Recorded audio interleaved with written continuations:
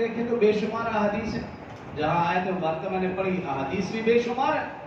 حضرت عائشہ صدیقہ رضی اللہ عنہا فرماتی ہیں کہ نجران سے عیسائیوں کا وفد آیا، رسول اللہ صلی اللہ علیہ وسلم نے ان سے بات چیت کی لیکن ان کو بات سمجھ نہ آئی۔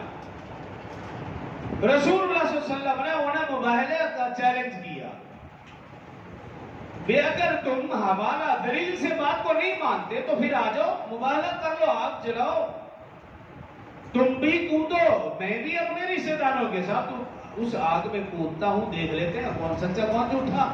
تو حضرت عائشہ صدیقہ رضی اللہ عنہ فرماتی ہے رسول اللہ صلی اللہ علیہ وسلم نے حضرت علی رضی اللہ عنہ، حضرت فاطمہ رضی اللہ عنہ، حضرت حسن، حضرت حسین، یہ چاروں اور پانچویں رسول اللہ صلی اللہ علیہ وسلم، یہ پانچویں ان سب کو ان کو چادر میں لیا اور مباہلہ کے لیے تیار ہو، اور فرمایا کہ یہ سارے کے سارے میرے اہل بیت، میرے گھر والے، میرے مددگار، اور فرمایا جس نے ان سے محبت کی گویا اس نے مجھ سے محبت کی، جس نے ان سے نفرت کی اس نے مجھ سے نفرت کی۔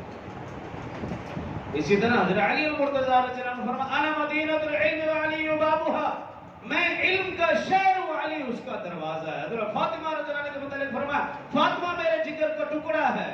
حسن و حسین کے متعلق فرمایا یہ دونوں جنتی نوجوانوں کے سردار ہیں۔ الحسن والحسین سیدہ شباب اہل الجنہ، اور فرمایا الحسین منی وانا من الحسین، حسین مجھ سے، میں حسین سے ہوں۔ اہل بیت کی بات کریں یا صحابہ کرام کی بات کریں، رسول اللہ صلی اللہ علیہ وسلم کے بے شمار فرامین ملتے ہیں۔